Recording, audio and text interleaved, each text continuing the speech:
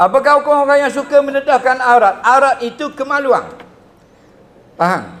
Aurat ni dua. Dia setiap kata aurat dia ada dua makna. Makna fil lughah, makna fil istilah.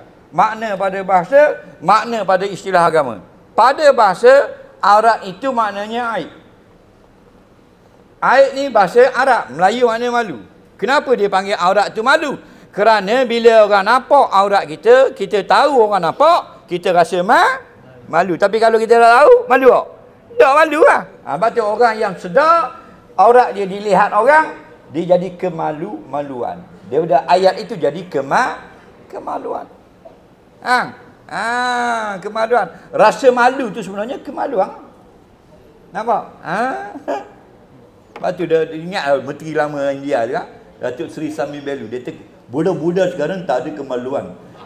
Maknanya tak ada rasa malu. Faham?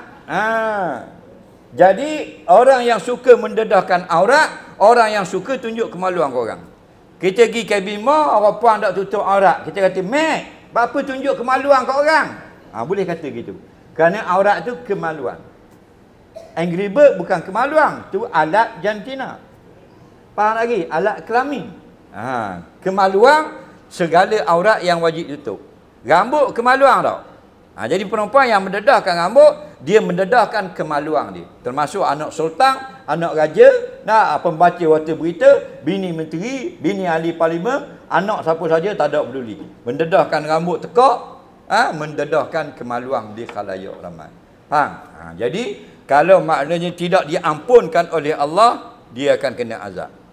Kalau Allah nak, Allah boleh ampun. Sebab orang yang melakukan pelanggaran perintah agama dalam dunia, Allah sebut insya'a azabah wa insya'a ghafaralah. Kalau Allah nak, Allah azab. Kalau Allah tak nak ampun, kalau Allah nak ampun, Allah akan beri keampunan bagi dia. Kita cerita ni hak datang hadis. Nabi kata gimana? Sinfani min ahlinna lam arahuma.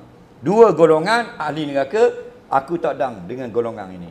Golongan pertama, pemimpin yang melakukan kekerasan terhadap rakyat. Yang kedua ni syahid kita, iaitu nisaun kasiyatun ariyatun ma'ilatun mumilatun ru'usuhunna ka'asnimatil bukhti al-hadis, perempuan yang pakai baju tapi masih menampakkan aurat.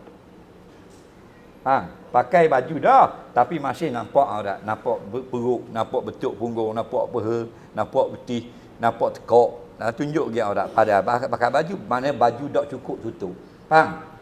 Jadi siapakah perempuan-perempuan yang tak tutup aurat ini? Nabi kata min ahlin nar. Kalau terjemah Inggeris, member of the hell.